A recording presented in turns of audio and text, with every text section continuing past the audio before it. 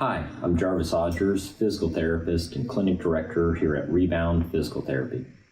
Rebound is a family-owned outpatient physical therapy clinic that has been serving Topeka and the surrounding communities since 1994. Today, we're going to be continuing our sports medicine series, talking about some of the common injuries or ailments that we see here in clinic on a daily basis.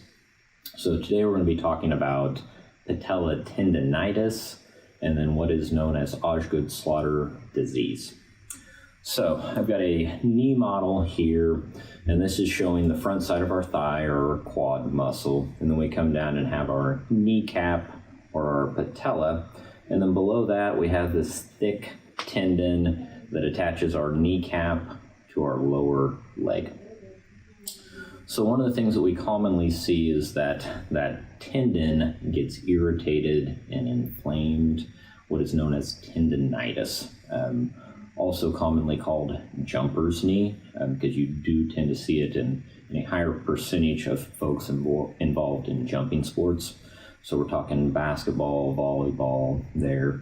And a lot of times it's overload, whether it's either a higher training volume or a lot of force and power development out of that quadriceps muscle that is loading up that patella tendon, and it becomes inflamed and irritated. So how do we treat that? Typically in clinic, it's going to be decrease in activity, so decrease in workload, maybe shutting down for a week or so, or maybe it's modifying practices to allow that inflammation and that irritation along the knee to settle down.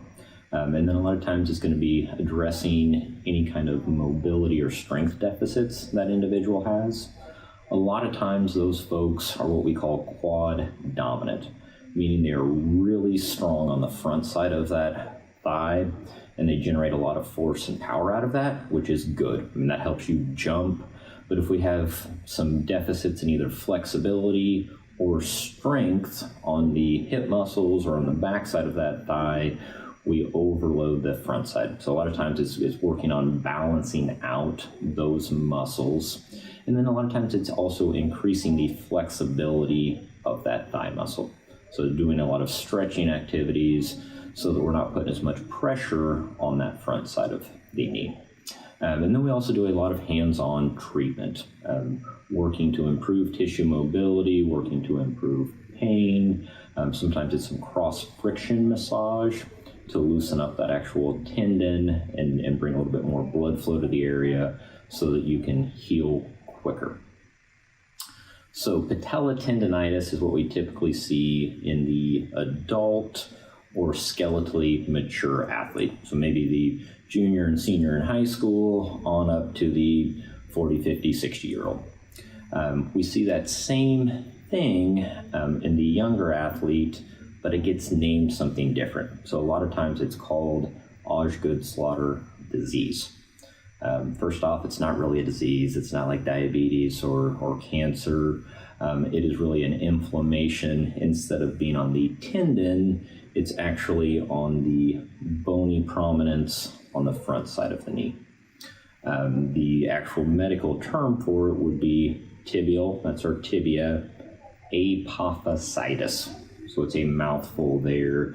But what happens in the skeletally immature athlete, so our middle school individual, is when they are generating a lot of force, that patella tendon is actually stronger than their bone and the growth plate that is there. And so it puts a lot of stress on that growth plate area. And what will happen is they will get pain and tenderness there, but also you usually get increased bony growth. That bone's getting stressed, and what bones do when they get stressed is they lay down more bone. So it gets inflamed, it gets irritated, but then a lot of times you'll see an increase on bone there, and that's something that they have for a lifetime. It's something I went through and used in athletics as well. And we usually treat it very similarly. It's going to be a shutdown of activity. It also tends to occur when that athlete is going through high workloads, but also growth spurts. So it's that individual that's heavily involved in athletics, but also going through a rapid growth spurt at the time. Also, a lot of times on managing it with those athletes, There's some bracing or taping that is done to kind of spread out that load along that tendon so we're not pulling quite as hard on that bone.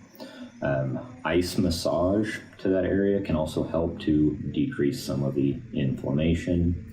And then it's really about getting mobility back. Usually those athletes don't have the flexibility because they are growing.